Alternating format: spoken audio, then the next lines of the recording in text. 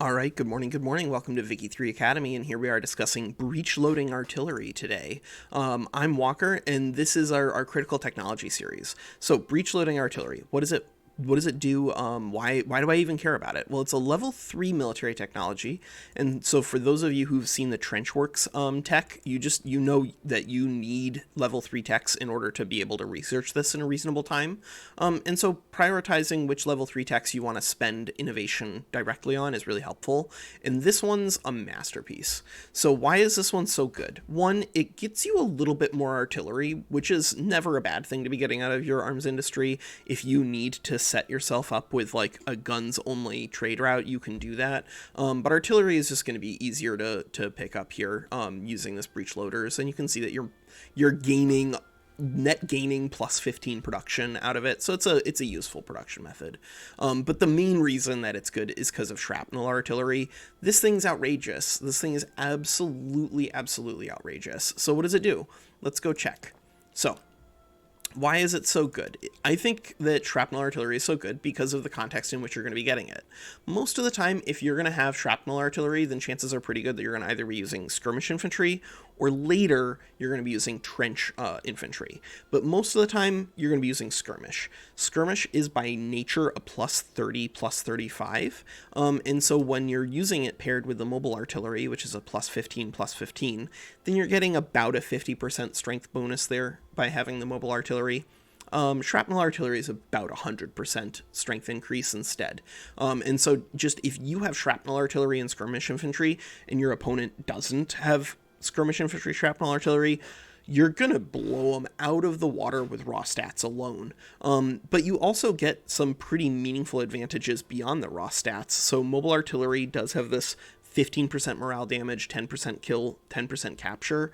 You sacrifice the 10% capture because you're no longer mobile, but that ultimately usually doesn't make a big difference. That just means that every time you win an offensive battle, you take a little bit more land, but it's a little bit more land.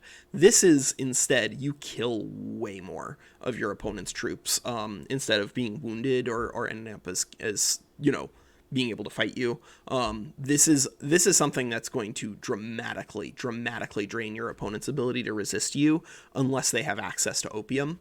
And so using shrapnel artillery against the same enemy over and over again can just completely destroy their economy. And that's pretty helpful because that's also what devastation does. So this is just an incredibly brutal weapon when you're trying to not just defeat someone militarily, but economically. Because of what devastation does, it has a negative impact on infrastructure, mortality, throughput, and migration attraction. And so what that means is if you spike the devastation all over your enemy, you can force them to have mass migrations out because people don't want to live there anymore, right? If you've bombed Hungary into just like into a post-apocalyptic nightmare, people are going to want to leave, and that's what devastation does. And so having it on your own troops as a way to use it offensively in your opponent's territory, really good.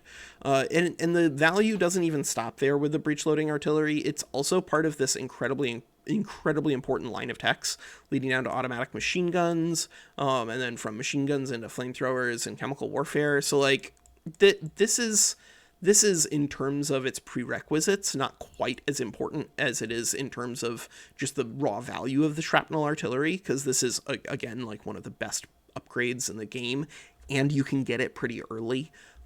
Right, it's a level 3 technology with no level 3 technology prereqs. So like if you just get some level 2 military techs, you should be able to research breech-loading artillery without it taking forever. And so then if you get breech loaders in the 1840s, just be ready to just like wreck face, because no one's going to be able to stop you. It does have a little bit of economic impact simply because they are going to require more ammunition. So prepare yourself that way. Make sure you have munitions plants, which means you need to make sure that you have explosives and lead, which means you need to make sure you have sulfur and iron. But like just get resources and then use them in shrapnel artillery, and you will destroy your opponents. All right, that's Walker. That's Shrapnel Artillery, and like and subscribe for more content. All right, take care.